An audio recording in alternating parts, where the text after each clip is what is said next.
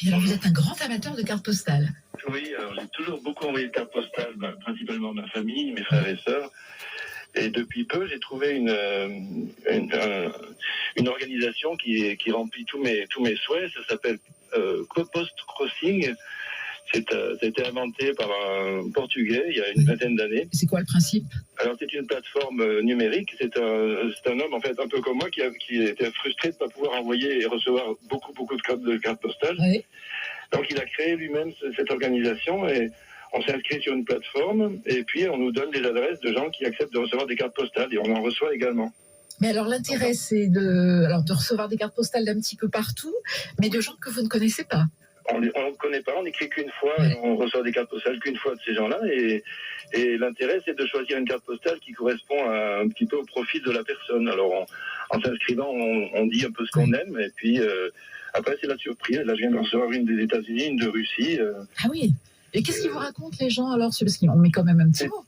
C'est très étonnant, c'est très charmant, ça illumine un petit peu la journée. Quand on ouvre la boîte aux lettres, il y a une petite carte postale d'un inconnu qui souvent envoie une carte postale qui correspond à ce qu'on a dit qu'on aimait. Voilà. L'intérêt, c'est de chercher des beaux timbres, de mettre une carte postale. Si la personne aime les éléphants, on va choisir une carte postale avec un éléphant. Ou s'il aime l'histoire, on va mettre le château de Castries. Ou... Alors, par exemple, quand vous recevez une carte postale de Russie, la personne vous met bon baiser de Russie et vous avez quoi sur l'image? Alors, sur l'image, souvent, il y a un monument de Russie ou alors la nature ou quelquefois, c'est des cartes postales qui sont fabriquées par les gens. C'est vraiment très charmant, c'est tout simple, c'est très bienveillant.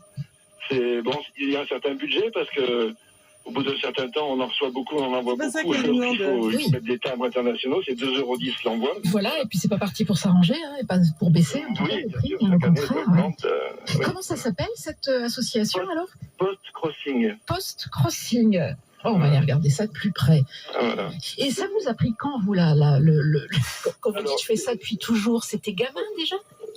Oui, alors, je pense que dans la famille, on envoyait beaucoup de cartes postales. Après, on a un jeu familial, c'est de trouver la carte postale de vacances la pire qu'on puisse trouver et de se l'envoyer. Alors, c'est pas mal.